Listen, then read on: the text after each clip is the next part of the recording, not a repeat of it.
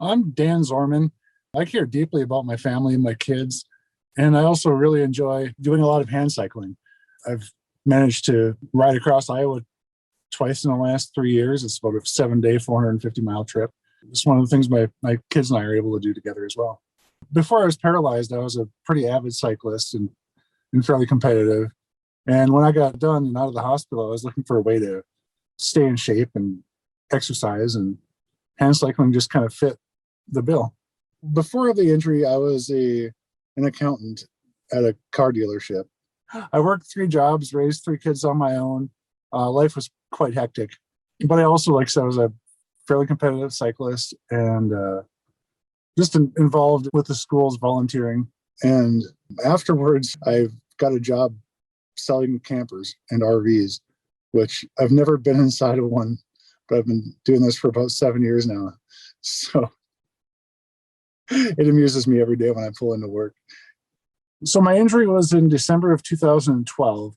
I was in a car accident. I missed a turn and I hit a driveway going about 60, broke my back and 6 ribs, ended up as a T4 complete para. My kids were quite young when I got in the accident. They were 1, 3, and 5. So my youngest 2 don't remember me not being in a chair, where my oldest one has some memories of it. Changing a diaper as a para with no core muscles is an adventure and a little too close to the danger zone for my liking.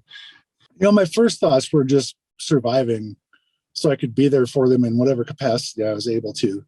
And then after that, it was a matter of just figuring out what that looked like to be a parent in a chair and just finding the things that we could still do together.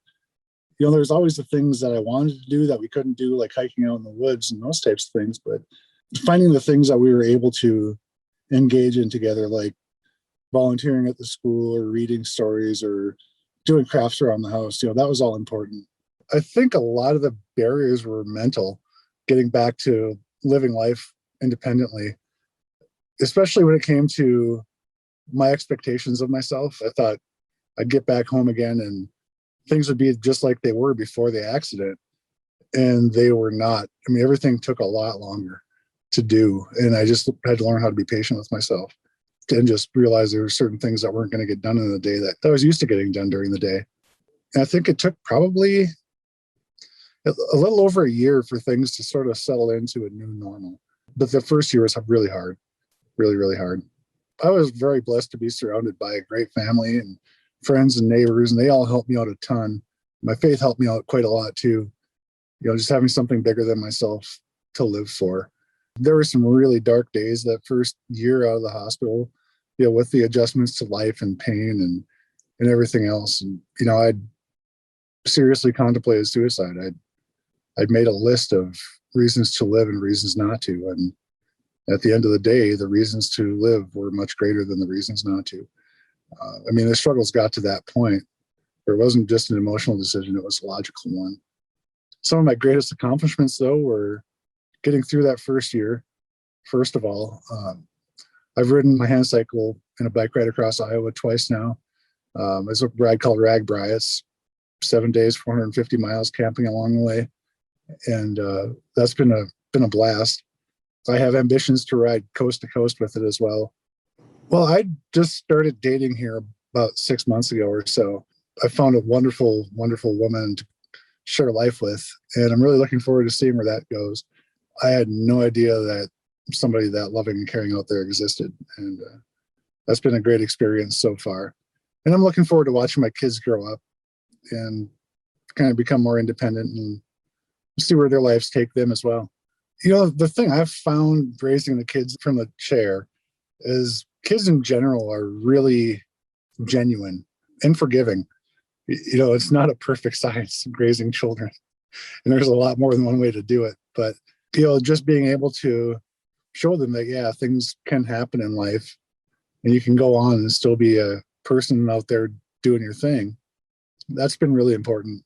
And, I think my kids are probably better for it just because, they see dad's going through some struggles and still doing his best.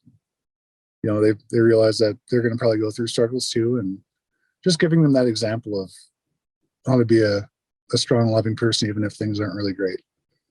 If I could walk again, I definitely would.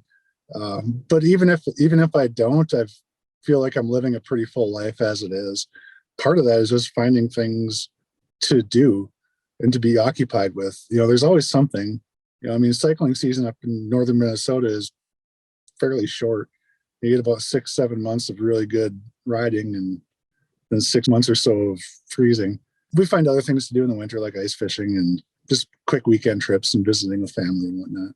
Besides just walking again, like I said, really am enjoying raising my kids. My goal is to see them into adulthood and maybe be a grandpa one day, and then just serving wherever I can. Like, I still volunteer at the schools. That's something I've really enjoyed doing as well. Tutoring math and coaching math league isn't everybody's thing, but it's something I enjoy. There are a lot of really helpful, positive people out there in the world, and there's a few that are a bit judgmental of folks in chairs as well. Just a couple months ago, I'd gotten a flat tire on my way into town, and I live pretty rurally. I'm about 20 miles from town, and I'd gotten a flat tire, and I pulled into a gas station, and I asked if I could borrow a pair of pliers. And the lady looks at me, she goes, "Well, I would have thought somebody like you would have had all the right equipment for a flat tire." Like, oh, I guess not. I'm sorry, but I don't.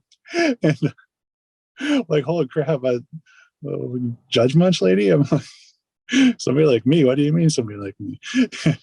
Yeah, it's just, every once in a while I'll bump into that kind of stuff, and it's just like, I usually try to take full advantage of it, but I was not in a good mood that day, having a flat tire and changing it on my own and everything.